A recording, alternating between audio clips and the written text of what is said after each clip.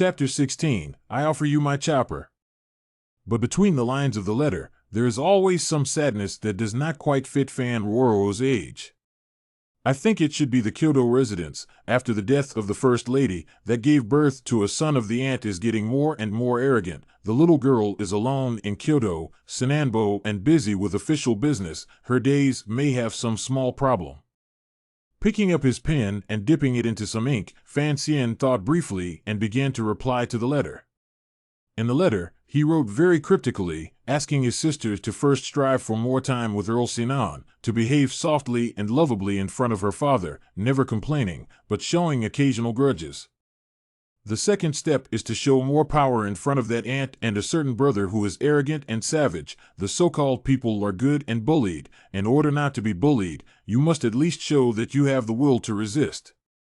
The third step, to be nicer to the subordinates of the family, especially for Earl Sinan's staff, to take that means of pure innocent eyes, looking at the eldest uncle displaying bored admiration. Then, offend the current mistress of the house in Kyoto as little as possible, suffer some small pains, and then find a way to let the man know about it. Any man would have an inexplicable desire for protection, let alone for his own daughter, and it was believed that, under the influence of his surroundings, Earl Sinan would surely remember that his dead main wife had given back to he left a daughter.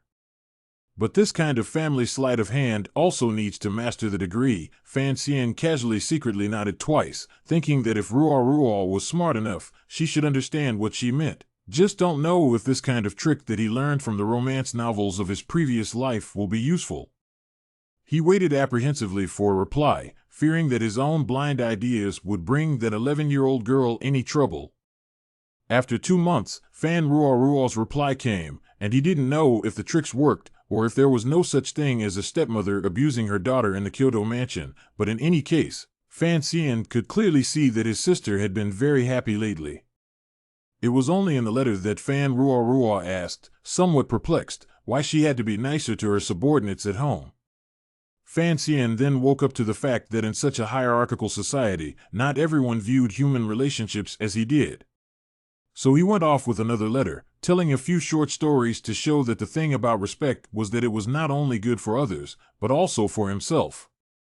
Originally, Fan Xian wanted to copy a few stories from the Decameron from his own memory and put them in the letter he sent to Kyoto, because he remembered that when he read textbooks in his previous life, authoritative critics always praised Boccaccio for celebrating love and advocating social equality and gender equality in his books, but after a moment's reflection, Fan Xian was horrified to think of how many yellow passages there were in the Decameron. This is a small episode in Fan Xian's life, but let him find some kind of spiritual support. It seems that the little girl in Kyoto is good or not, has also become an indicator of his happiness index. Although Fan Ruo, who was far away from Kyoto, was young, she could also sense from these letters that her brother, who was far away from Tanyu, seemed to be different from ordinary children. This pair of siblings with a huge difference in psychological age exchanged letters in this way. Obviously, Fan Ruo was also infected by a lot of Fan Xian's infections, and her words and speeches in the letters were much more mature than those of an ordinary little girl, and her view of the world also began to change in some very subtle ways. In spring there are kites, in summer there are fish, in autumn there are bluebirds, in winter there are geese. Letters come and go, the days pass in this way. Fan Xian would keep smiling bitterly and shaking his head every time he wrote to Fan Ruo. His arm basically never got better in the past few years. It was either swollen or painful, like needles.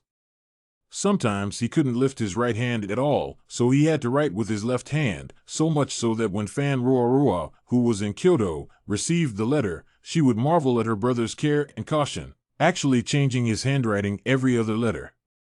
It all started on that night 6 years ago. After Fei Lao left, little Fan was very lonely, and one night sneaked out of the dog hole with his little legs and came to the odd, often closed grocery store, found the back door familiarly, took the key out of the thick blades of grass under the corner of the stone steps, and opened the door to go in. The grocery store was originally pitch black, and it was not until Fan Xian came to the back door that a faint oil lamp was lit inside.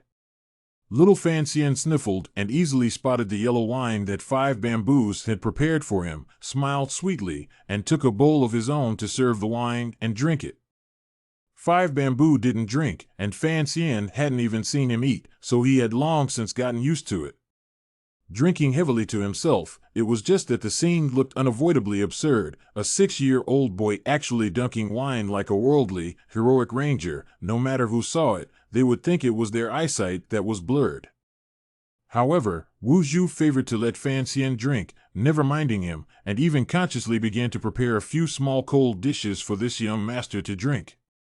Although the wine he drank was yellow wine, he would still get a little dizzy after drinking too much, and Fan Xian squinted his cute little drunken eyes as he looked at the blind man whose face was always expressionless and never seemed to age. "Uncle, why is it that after all these years, your appearance hasn't changed much? Like you won't age?" He then asked himself, it seems that a Jedi strong man can really stay young forever. However, isn't it true that you haven't practiced internal martial arts? Uncle, how many truly powerful characters are there in this world? How are they divided into levels? 9 levels? How is it 9 again? The drunken little guy didn't even notice the loopholes in his words.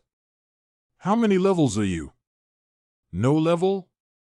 Then how many levels is the idiot practicing the 4 goose swords in Dami City? No level either? What level is that whoever's senior uncle Yi Luyun in Kyoto? Still no level? In fact, all the words were Fan Xian asking and answering himself, and finally he said with a cheeky grin, "That won't work, I'm going to practice to be no level too."